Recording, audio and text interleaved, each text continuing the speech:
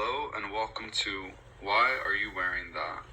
A podcast where I explore how fashion impacts the way we communicate. I'm Abraham Resendez and this is episode 1. It's actually cerulean. I chose this title because of the iconic sweater scene from the 2006 film The Devil Wears Prada, directed by David Frankel. Do you remember that scene?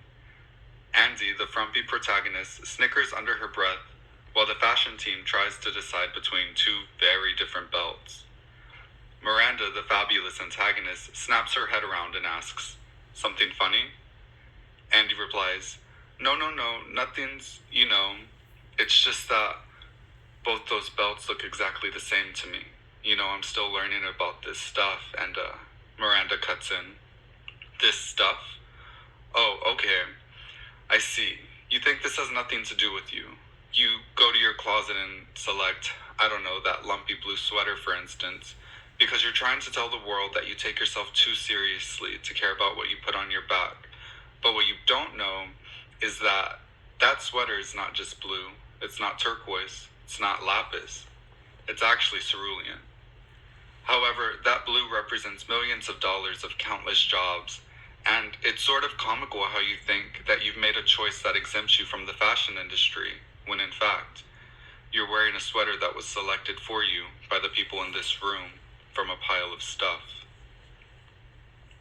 I love how well this scene explains the grip fashion has on how we present ourselves, how others perceive us, and how fashion is an extension of communication that we can't escape.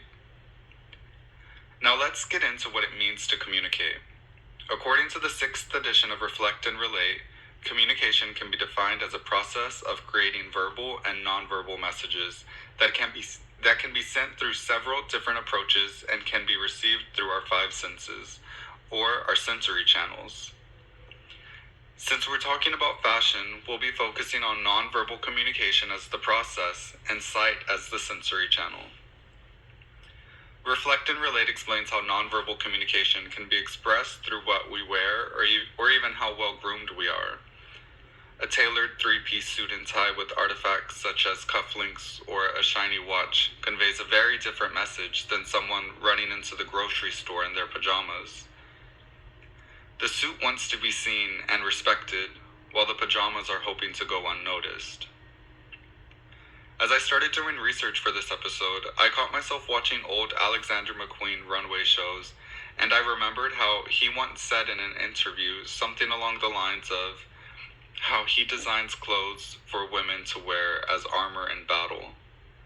So when I found the article, Fashion as a Facet of Strategic Communication Theory, written by Christina Morales for the website Totem Taboo, it felt fitting to mention a theory she cited in her piece. It was created in 1979 by Baron Isherwood and Mary Douglas, and it explores the idea that fashion can be used as fences or bridges, or weapons and defenses. To me, this means I can use what I wear to be someone who is inviting or someone who is closed off, someone who is ready to take the world on, or someone that just wants to blend in. Reflecting on my own life experiences, I found that I have applied all aspects of this theory in what I've chosen to wear over the past 15 years. I found that when I felt stuck in my hometown, it was important for me to be on the offense. I used what I wore as a way to scream, "I don't fit in here." Sticking out as an obnoxious queer teen was my way of staunchly expressing my ideologies and giving a big, nonverbal F you to everyone I felt was in the way of my self-expression. This mindset impacted my relationships in both positive and negative ways.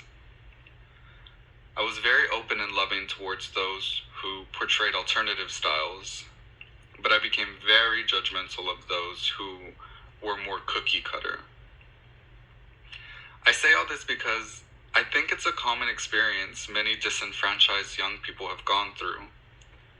You yourself may have felt the need to rebel against the norms that society has forced on us, whether they were cultural, based on gender, socioeconomic status, or even religious beliefs. Today, I don't have the same mindset. I relate more to being on the defense or building bridges. I think that just comes with age.